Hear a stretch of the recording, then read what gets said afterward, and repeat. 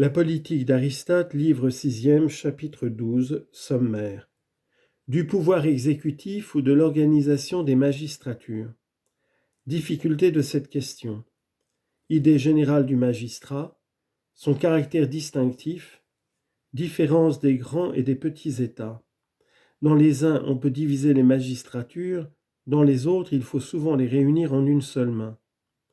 Les magistratures varient avec les constitutions, combinaisons différentes suivant lesquelles on peut les établir, les électeurs, les éligibles, le mode de nomination, nuances diverses suivant les diverses constitutions. La question qui suit celle de l'organisation de l'Assemblée générale, c'est la question de la répartition des magistratures. Ce second élément du gouvernement ne présente pas moins de variété que le premier, sous le rapport du nombre des pouvoirs, de leur étendue et de leur durée. Cette durée est tantôt de 6 mois, ou même moins longue, tantôt d'une année ou davantage. Les pouvoirs doivent-ils être confiés à vie et à longues échéances ou suivant un système différent? Faut-il qu'un même individu puisse en être revêtu à plusieurs reprises, ou bien seulement une fois, sans jamais pouvoir y aspirer une seconde? Et quant à la composition même des magistratures, quels en seront les membres? Qui les nommera? Dans quelle forme les nommera-t-on? Il faut connaître toutes les solutions possibles de ces diverses questions et les appliquer ensuite selon le principe et l'utilité des différents gouvernements. Il est d'abord assez embarrassant de préciser ce qu'on doit entendre par magistrature. L'association politique exige bien des sortes de fonctionnaires, et l'on aurait tort de considérer comme de vrais magistrats tous ceux qui reçoivent quelque pouvoir, soit par l'élection, soit par la voie du sort. Les pontifes, par exemple, ne sont-ils pas tout autre chose que des magistrats politiques? Les corrèges, les héros, les ambassadeurs ne sont-ils pas aussi des fonctionnaires électifs? Mais certaines charges sont toutes politiques et agissent dans un ordre spécial de faits ou sur le corps entier des citoyens. Le général, par exemple, commande à tous les membres de l'armée, ou bien sur une portion seulement de la cité. Telles sont les charges d'inspecteur des femmes ou des enfants. D'autres fonctions sont, on peut dire, d'économie publique. Par exemple, celle d'intendant des vivres, qui sont aussi électives. D'autres enfin sont serviles et on les confie à des esclaves quand l'État est assez riche pour les payer. D'une manière générale, les seules véritables magistratures sont les fonctions qui donnent le droit de délibérer sur certains objets, de décider et d'ordonner.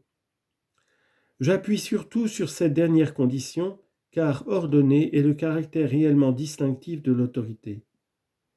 Ceci d'ailleurs n'importe pour ainsi dire en rien dans l'usage ordinaire.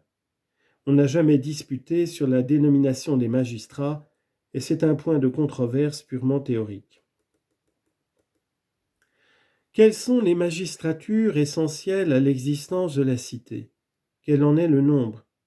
Quelles sont les magistratures qui, sans être indispensables, contribuent cependant à une bonne organisation de l'État? Voilà des questions qu'on peut s'adresser à l'égard d'un État quelconque, quelque petit d'ailleurs qu'il puisse être.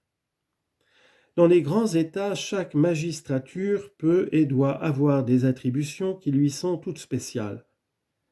La multitude des citoyens permet de multiplier les fonctionnaires. Dès lors, certains emplois ne sont obtenus par le même individu qu'à de longs intervalles, et quelques-uns ne le sont même jamais qu'une seule fois. On ne peut nier que chaque emploi ne soit bien mieux rempli quand la sollicitude du magistrat est ainsi limitée à un seul objet, au lieu de s'étendre à une foule d'objets divers. Dans les petits États, au contraire, il faut concentrer bien des attributions diverses dans quelques mains. Les citoyens sont trop rares pour que le corps des magistrats puisse être nombreux. Où trouver en effet des remplaçants? Les petits États ont souvent besoin des mêmes magistratures, des mêmes lois que les grands. Seulement, dans les uns, les fonctions reviennent fréquemment aux mêmes mains. Dans les autres, cette nécessité ne se reproduit que de loin à loin. Mais rien n'empêche de confier à un même homme plusieurs fonctions à la fois, pourvu que ces fonctions ne se contrarient pas entre elles. La pénurie des citoyens force nécessairement à multiplier les attributions des emplois, et l'on peut alors comparer les emplois publics à ces instruments à plusieurs fins qui servent en même temps de lance et de flambeau. Nous pourrions d'abord déterminer le nombre des emplois indispensables dans tout État et de ceux qui, sans être aussi absolument nécessaires, lui font cependant besoin. En partant de ces données, il serait facile de découvrir quels sont ceux que l'on peut réunir sans danger en une seule main. Il faudrait distinguer encore avec soin ceux dont un même magistrat peut être chargé suivant les localités et ceux qui pourraient être en tout lieu réunis sans inconvénient. Ainsi, en fait de police urbaine, est-il nécessaire d'établir un magistrat spécial pour la surveillance du marché public, un autre magistrat pour tel autre lieu? Ou bien ne faut-il qu'un magistrat unique pour la cité entière? La division des attributions doit-elle se régler sur les choses ou sur les personnes? Je veux dire, faut-il qu'un fonctionnaire, par exemple, soit chargé de toute la police urbaine et un autre de la surveillance des femmes et des enfants? En envisageant la question par rapport à la Constitution, on peut demander si, dans chaque système politique, l'espèce des fonctions est différente, ou si elle reste partout identique. Ainsi, dans la démocratie, dans l'oligarchie, l'aristocratie, la monarchie, les hautes magistratures sont-elles les mêmes, bien qu'elles ne soient pas confiées à des individus égaux ni même à des individus semblables? Mais ne varient-elles pas avec les divers gouvernements? Dans l'aristocratie, par exemple, ne sont-elles pas remises aux gens éclairés? Dans l'oligarchie aux gens riches et dans la démocratie aux hommes libres? Quelques-unes des magistratures ne doivent-elles pas être organisées sur ces bases diverses? Ou bien n'est-il pas des cas où il est bon qu'elles soient les mêmes de part et d'autre? N'en est-il pas où il est bon qu'elles soient différentes? Ne convient-il pas qu'avec les mêmes attributions, leur pouvoir soit tantôt restreint et tantôt fort étendu?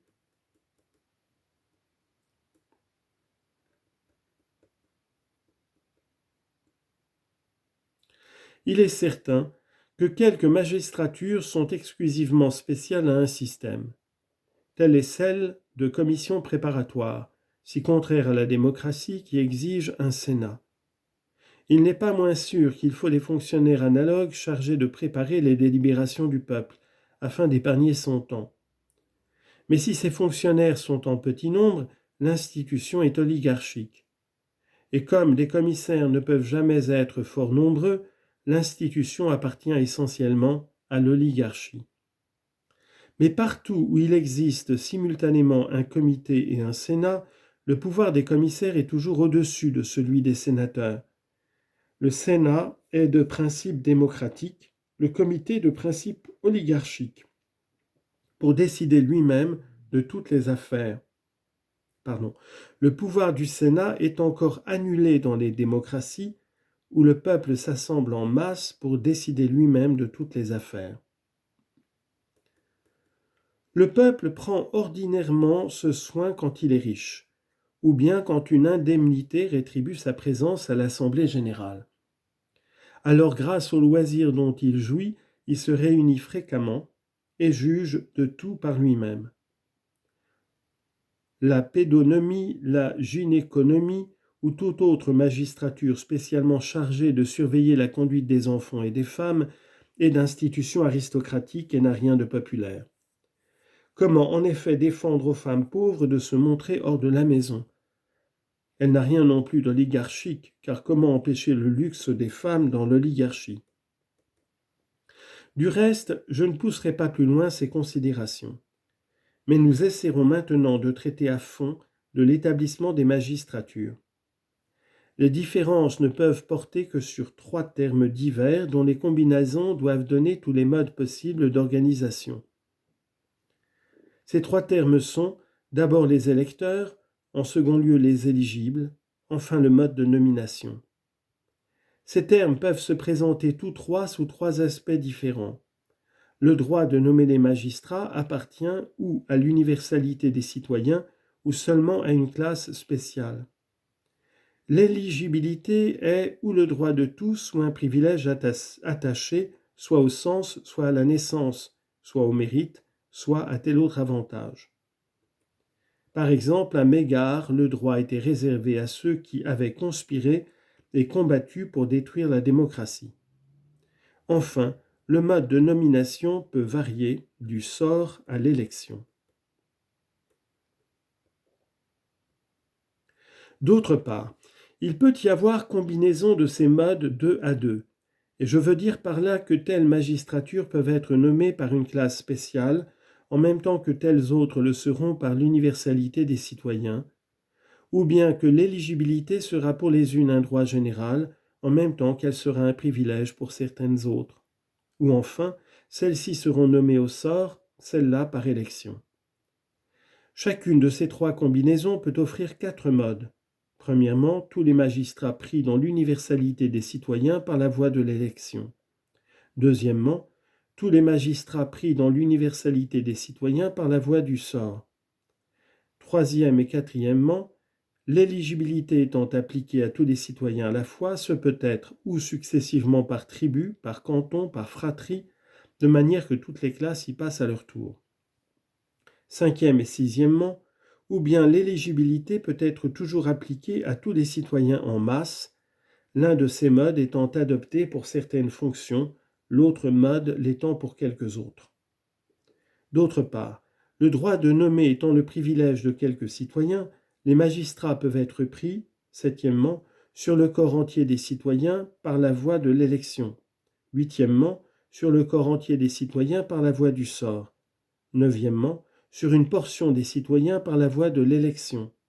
Dixièmement, sur une portion des citoyens par la voie du sort. Onzièmement, on peut enfin nommer à d'autres fonctions suivant la première forme. Douzièmement, à certaines autres suivant la seconde, c'est-à-dire appliquer au corps entier des citoyens le choix pour certaines fonctions, le sort pour certaines autres.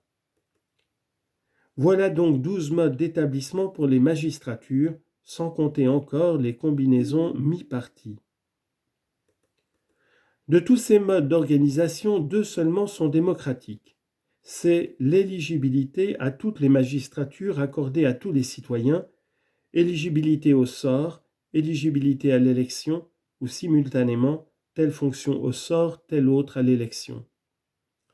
Si tous les citoyens sont appelés à nommer, non pas en masse, mais successivement, et que la nomination se fasse soit sur l'universalité des citoyens, soit parmi quelques privilégiés, par le sort ou par l'élection, ou par ces deux voies en même temps, ou bien si telles magistratures sont prises sur la masse des citoyens et telles autres réservées à quelques classes spéciales, pourvu que ce soit par les deux modes à la fois, c'est-à-dire le sort pour les unes et le choix pour les autres, l'institution est républicaine. Si le droit de nomination dans l'universalité des citoyens appartient à quelques-uns seulement, et que les magistratures soient nommées les unes par le sort, les autres par l'élection, ou par ces deux voies réunies, le sort et l'élection, l'institution est oligarchique. Mais le second mode l'est encore plus que le premier. Si l'éligibilité appartient à tous pour certaines fonctions et à quelques-uns seulement pour certaines autres, soit au sort, soit à l'élection, le système est républicain et démocratique et aristocratique. La nomination et l'éligibilité réservées à une minorité constituent un système oligarchique s'il n'y a pas de réciprocité entre tous les citoyens, soit qu'on emploie le sort ou les deux modes simultanément. Mais si les privilèges nomment sur l'universalité des citoyens, le système n'est plus oligarchique. Le droit d'élection accordé à tous avec l'éligibilité à quelques-uns est un système aristocratique. Tel est le nombre des combinaisons possibles, suivant les espèces diverses des constitutions. On pourra voir aisément quel système il convient d'appliquer aux différents États, quel mode d'établissement il faut adopter pour les magistratures, et quelles attributions il faut leur accorder. J'entends par attribution d'une magistrature, par exemple, qu'on charge celle-ci des revenus de l'État, celle-là de sa défense. Les attributions peuvent être fort variées, depuis le commandement des armées jusqu'à la juridiction relative aux contrats passés sur le marché public.